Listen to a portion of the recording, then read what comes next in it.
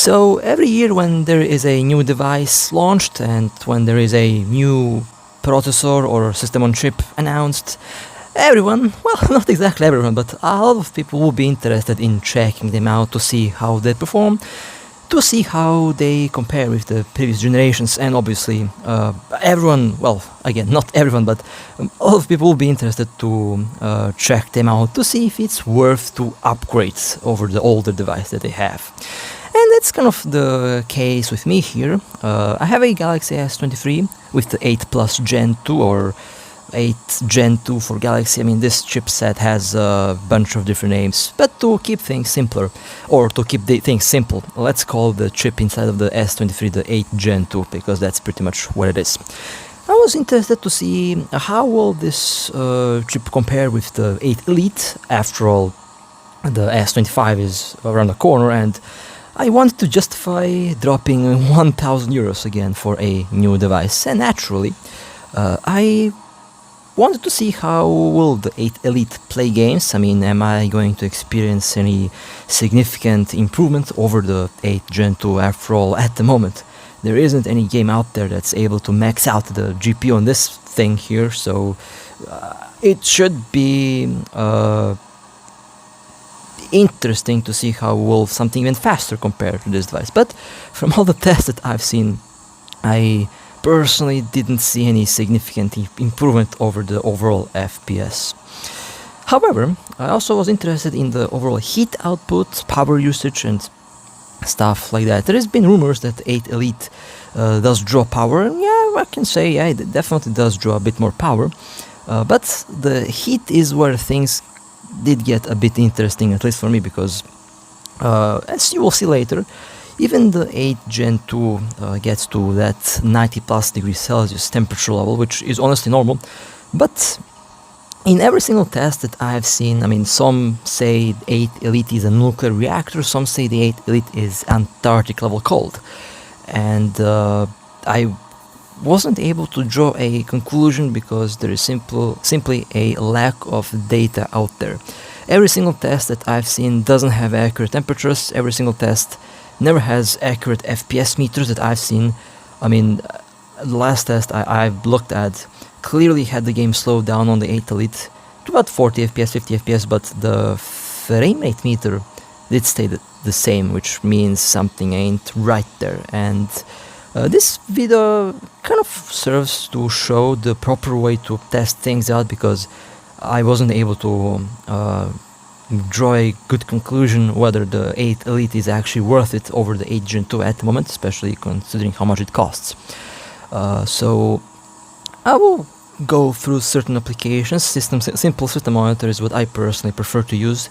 It shows you the accurate CPU, GPU, memory temperature, everything pretty much what you're interested in, and that's the application that I'm personally using when I'm testing things out. I've been using this device for over a year, as I already said, and every single video in the last year has been made on this particular device, and I have no complaints about it. But I have the screen on the right side to make things easier to spot, because my camera here is a bit bad, so my apologies for that. But simple system monitor. Here you can see all the different temperature and temperature sensors, which are located inside of the device. Here you can see the battery, which is separate. You can pick CPU, GPU, cores, and all stuff like that. Here you can take a look at the frequencies, which is also very important. Again, every test that I looked at had very, from my view, inconclusive results, because you don't really see what's happening with the internals. You don't see the frequency. The GPU load that they show, or that I've seen there, doesn't correlate to the frequency. We don't see the frequency, so we don't know how much of the GPU is actually being used. Frequency does matter a lot. We don't see the CPU usage, the CPU frequency, and when it's actually shown, from what I've seen, it's highly inaccurate. But the one that makes me mad the most is the fact that so many applications nowadays still show the wrong CPU sensor when you go for the temperature, and I think like 100% of all the tests that I've seen have the wrong temperature, and a lot of all of tests that I've seen just don't have the right temperature shown there. I mean, you will know what I'm talking about when you look at the random test that you can find and see that someone says the CPU overheats at 40 degrees Celsius, which is insanity because that's the default clocks, as you can see on these little applications here. So let me quickly log in and I guess we will start the proper way to actually show a decent test. Now, over the course of this video, this is not exactly a test of the 8 Gen 2. I mean, I can tell you right away, smooth 60 FPS on highest settings, no problem with the game. But this is to show more of the way how to properly test things out, to give people a lot information about what's happening inside. Because if I want to buy a new device right now, I would be very confused at the results here. And here we are logged in, and you can see the real temperatures now on the left side, which is 95 degrees Celsius. That's actually interesting because a couple months ago, someone complained about the 8 Gen 8 Elite hitting to 98.5, and everyone was losing their minds for that. Well, I wasn't losing because that's what I personally expect. And since I couldn't find any other test that shows the real temperature, that 98.5 seems reasonable, seems real, since this thing gets to 95 with ease. And you might be thinking, well, isn't that too much? You have to keep in mind that I've been using this thing for over a year, and it's been pretty much the normal. This is the normal working temperature on high load, and so far it didn't break. So that's what's actually happening inside of the device. That's the temperature that should be compared and looked at if we like to compare all the different chips out there. And that's the proper way to actually compare them, to see the internals, which is very important. Now, just to show you the FPS, when I record, I usually record the screen, and that takes away resources and that drops frames. But when I record normally and play normally, flatlining on 60 FPS on the highest possible settings, which is what you would expect.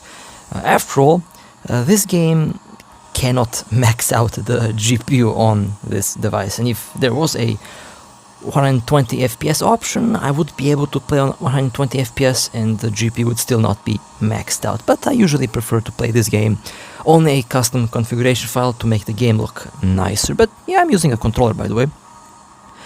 And it's stable 60 FPS, flatlining on 60. Occasionally you will see, and this is what I was talking about earlier, you will see frame drops on every single device. That's when the game is loading. When the game loads, it tends to do that, and that's pretty much just because the game is coded in such a weird way, and of course it uses OpenGL, which is a bad API. But besides that random loading stutter, you can get flat 60 FPS, and you don't even need to have an 8 Gen 2 for 60 FPS on this game. Even the older generation devices will get the same FPS. After all, this is still pretty much unable to max out the GPU on this particular device. And as I mentioned before, you can see the real temperatures, you can see the usages, which is important, and this is basically what every test should have. Temperature, internal temperature, and the thing that I've seen, when they measure the exterior temperature, whatever, that's pretty much not accurate at all. I mean, the exterior temperature of the device depends on a lot of various different things. Obviously the material that's used in the device, the thickness of the device, the location of the processor, and things like that. Just because a device seems warmer than the other device on the same chip doesn't mean that the warmer device is bad. It could just be thinner material and the processor is actually closer to your hand or to the place where you hold the phone, and that's why it appears warmer. But the temperature inside on 99.9% of phones released now, at least flagships, is roughly about the same, plus minus 5 degrees, depending on what depending on what chip basically it is, and of course on the location of the chip. And there's this weird the weird sensor on the Samsung thing that uses the plugin thing that measures performance and temperature. That temperature is inaccurate for a lot of different reasons. First, where the hell is that sensor? Because on the list on the left, you can see literally every single sensor on the device. There is no sensor that's hidden. Every single sensor is pretty much there. And I don't know where the application gets this 38, 39 degrees from, because I can tell you right away there's nothing 39 degrees on this thing right now. So that particular temperature value is completely irrelevant, false, and unfortunately almost everyone takes these numbers for granted, like the actual temperature, without double checking things. And that's where we get problems, because that's at the moment it is universally accepted that a phone CPU throttles at 43, 45 degrees Celsius, which is, as we can see here, completely and utterly false, because this thing rolls like 78, 79, goes all over the place, and it doesn't seem to care about that temperature. It still goes full speed, doesn't care about the 78 degrees, because that's how it's designed to work. And again, if you have a Snapdragon or Exynos device, this should work. You can download this application and see it for yourself. And MediaTek, I think, doesn't have that. MediaTek hides the number. At least the MediaTek I used to use, the Helio G90T. That's the last MediaTek device I had. I wasn't able to see the temperatures on that device, on that chip, but all the Snapdragons and all the Exynos devices should allow you to check every single sensor out. So you can easily just download the application. Doesn't have to have root. You don't need to have root for this, and just go to the thermals and sensors, and yeah, you can check out the real temperature of your device. Well, where is that 50 degree CPU throttling there? I don't see it anywhere, and the thing is, every single core is actually really warm, so it's mind-boggling when I see a test out there that says it throttles on 40, it throttles on 50, when it clearly doesn't. So that's one of the things that needs to be changed every time someone does decide to test out a new device, because these here are the real temperatures, and this is what should be looked at, not the exterior temperature. I can warm up my phone with just holding it. If you put your phone in a pocket, and if you move around, you forget about it in the pocket, it will get warm. It will get over 40 degrees Celsius. But when you launch a game with that temperature, it will still go full speed. And obviously, the passive cooling in these devices, I like to say that the cooling solutions on most of them is pretty bad. I mean, even the gaming phones, most of them, only the Nubia Red Magic ones are the ones I would accept to be acceptable. I only accept Red Magic cooling solution, active fans, but even that is not perfect. But the passive cooling on all of these devices is a joke. I can tell you that right away. Passive cooling, yeah, it's clearly not doing its thing, since it hits the thermal limit quite easily, and this happens on every single device. You cannot run away from that. The passive cooling, if you're playing something demanding, it will hit 95, 90 plus degrees Celsius, and that's pretty much what you'd expect from the thermals. So now I swap back to the screen view, and obviously now I will have a performance impact on the device. I already said that before. When I record and play this game, it knows to drop frames, but when I don't record, when I just play, yes, you could see decent 60 FPS with ease, and it doesn't even get close to maxing out the GPU. So the game plugin. Now let me show you what I'm talking about. It's this little application here that is something most Samsung phones have, and a lot of people take the temperature number here as is granted as CPU temperature, but when it clearly it's not. The the CPU temperature, as we have already seen, and as we can see right now, the CPU temperature is a lot more dynamic, as we see here. Now let me just enable this, because I usually have this application uninstalled because it lies pretty much. I would say this application lies about temperature, because I really try to find that sensor that gives the temperature, but it doesn't exist. That's the thing. And a lot of these applications actually misrepresent the CPU temperature as battery temperature for whatever reason. So 45 for a CPU is on idle temperature. That's pretty cold for a CPU under load. 45 for a battery, yeah, I would say that is a bit warm. And for 50 above for battery is actually dangerous. But for a CPU or for a GPU, no, that's not hot at all. That's not warm. That's not warm at all. And yeah, I was trying to find that particular sensor. I see 2736 exothermal. Now, what the hell is that? I have no idea. Probably motherboard temperature, but that's again, it goes from 27 all the way up to 70. Well, 81.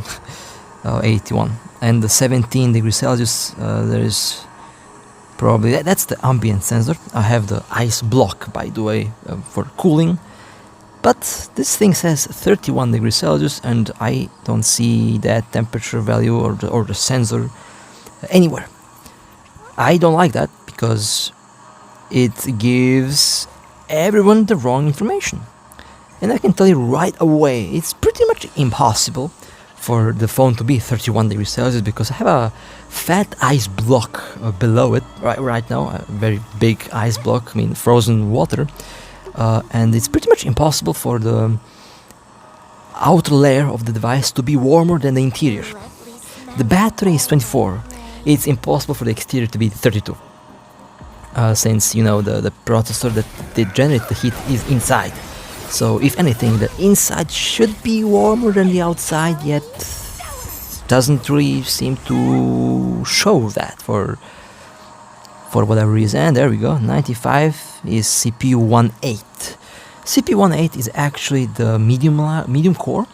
The 8 Gen 2 has 3 clusters: the large core or the extra large core, the medium core or the large cores, and the small cores. 3 small, 5 medium, and 1 large. The new devices have 4 extra large and 4 large, and the older ones usually had 4 large or a couple large, and the rest is small cores. And every core has different temperatures, every core has different frequencies, and therefore will have a different thermal threshold. But in general, on the 8 Gen 2, the thermal threshold on the CPU is about 95 degrees Celsius, 96, 95. It doesn't get hotter than that. Which does bring us back to the 8 Elite discussion, since we had, I mean, I think everyone knows that at this moment, not exactly a leak, but when someone tested it out, they said 98.5 degrees Celsius. And if that is true, unfortunately, again, I can't go and verify that info myself. I don't have a 8 Elite device, and no one else seems to do a proper test to show the internal temperature, so honestly we have only that 98.5 degrees Celsius value. But if that's true, then yes, the 8 Elite is definitely running very warm, and definitely running warmer than the 8 Gen 2 and 8 Gen 3. But again, unless we see more tests like these, we will never know that information. If it is true though, then yes, the 8 Elite is definitely running very warm. One thing that is accurate though, and one thing that everyone did get right who tested the 8 Elite, was the power draw. Now the 8 Gen 2 draws about 8 watts, on average 8 watts, 8 Gen 3 about 11.5, 8 Elite draws about 15 watts, which is significantly more, and therefore more power use means more heat generated, and therefore we can say that the 98.5 degrees Celsius peak thermal value was probably correct. And if that's true, then I'm personally not interested in the 8 Elite, because I don't really need a nuclear reactor in my pockets. No, not exactly a nuclear reactor, but you get approximately the same FPS as the 8 Gen 3 and 8 Gen 2, but at a significantly higher power draw. So if you have an 8 Gen 2 and 8 Gen 3, in this case, at this moment, getting the 8 Elite, yeah, no, I would skip. I would probably skip, because you would get the same FPS on the previous generations while using less power and generating less heat. And that's pretty much that would be my conclusion, of course. But at the same time, no one did a test like that shows everything, so we can know that for sure. And again, as I mentioned in the past, when you, for example, look at desktop CPU versus, the CPU versus new CPU, old CPU versus new CPU, old GPU versus new GPU, everyone shows approximately the same values that I'm showing here. That's my standard value. My standard is PC, basically. So you see the frequencies, you see the load on the GPUs, you see the temperatures, RAM use, everything. The same thing needs to be done on mobile as well, because I'm not going to accept any other test that just shows the gameplay. I mean, even the FPS monitors that we see, the applications, don't show proper FPS. And that's the amount of... I don't know what word to use, honestly, but it's not good. It really gives... there's a lot of wrong info out there, and it's annoying me, because it could easily be solved, but no one seems to be bothered to actually do the right thing. And as I say, I don't want to complain too much. I really don't want to complain too much. I'm just going to try to lead by example. If anything, I really hope that a video like this serves like a blueprint to how to properly test out new devices and new chips. This gives us a lot more insight on what's happening. And now, if I had a 8 Elite device set up in the exact same way I have this setup, I would probably be able to draw a conclusion whether it's actually worth buying one of these new devices or not. But at the moment, I don't really feel buying a €1,000 or $1,000 device just to see if it's worth buying it.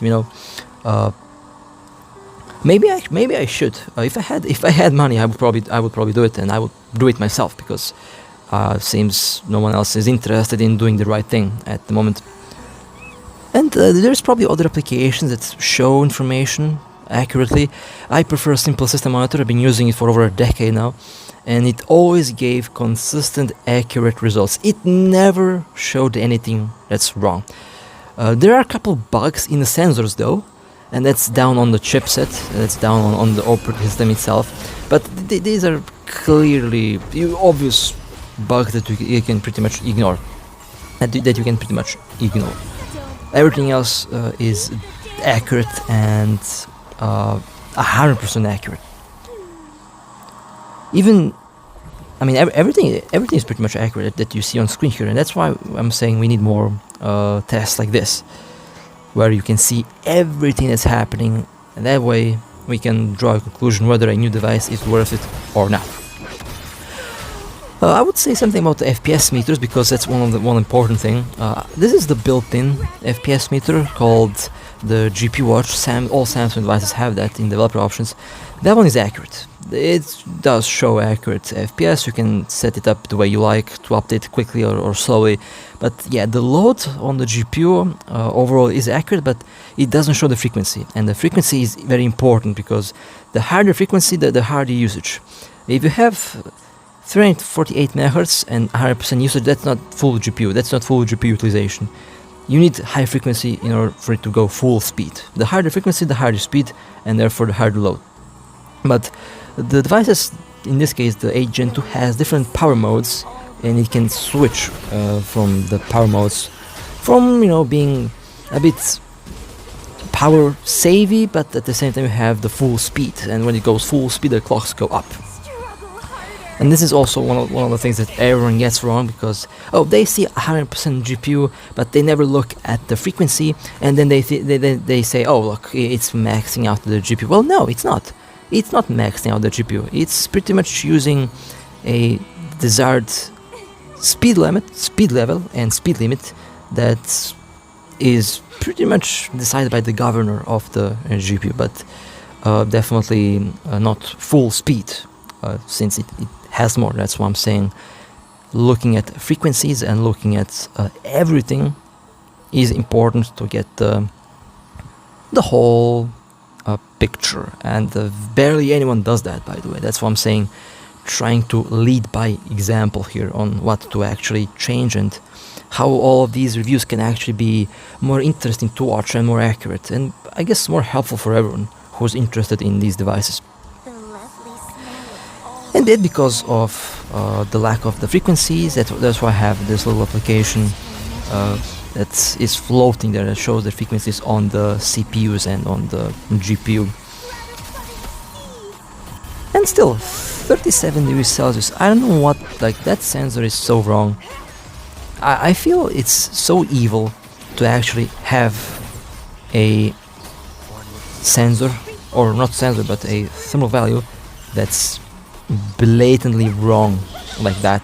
I really think that's pretty evil, and I am really not happy that so many applications get the sensor wrong. Not really sure if it's on purpose or if it's by accident, or maybe they just did not know what sensor to pick. If I can pick the sensor correctly, and I'm pretty much I'm a nobody, to be honest, but if I can pick the sensor right, I think anyone else can. There is like 8 different sensors, but that's not a big deal if you know how CPUs work and if you know how to classify them. The GPU has a bunch of cores, doesn't matter which core you pick, all work the same way, so the temperature will be the same. It's really not difficult to get this right. It's really very easy to get things correctly, actually. And yeah, there we go. I mean, the processor is going full speed, and this works really well. You might actually see some throttling here in a second. There it is. One thing also that's very interesting, the throttling is directly, the FPS is directly connected with the CPU heat here. When the clocks go down, when the temperatures go down, the frame rate goes down with it. And as you can see, definitely ain't throttling at 40 degrees Celsius. It throttles at like 95 plus, 80, 82, 81. When it runs at these temperatures for a while, it throttles down, and as you can see, when the temperatures go down, the frame rate goes down. Also, one thing that most get wrong. The throttling is connected directly with the CPU temperature, internal temperature, not the external. That's what matters the most, internal. And yeah, now it's about 50, 40, and that's pretty much what you would expect when the clocks go down. And of course, clocks go down, everything else goes down with it. So, we are nearing the end of the video. Hopefully this was very helpful. This is how a review should be done with these information that I have on screen here, since this is accurate, and these temperatures values that you see here are what matter the most. That's pretty much how to get things right, and depends on how things go. Maybe I might actually be forced into buying a €1,000 8 Elite to test it out for myself and to see the temperatures for myself, because these are the temperatures that you can expect from an 8 Gen 2. I would love to see the accurate temperature. I would love to see this test replicated on an 8 Elite, just to see how that thing heats up, to see the real temperatures, and of course to see the real performance of it. And of course, not only the 8 Elite, I would probably love to see every single device tested, every single chipset tested in this way. Because again, this is the accurate way to go with things, and this is pretty much how a proper test should be performed. The same way you see on PC, when you see GPU comparison, you see everything, and this is the same thing needs to be done on a mobile device as well, because they work the same way in the end. So I might as well perform it that. But with that being said, tell me what you think in the comments down below, and with that being said, stay safe, and as always, I'll see you next time.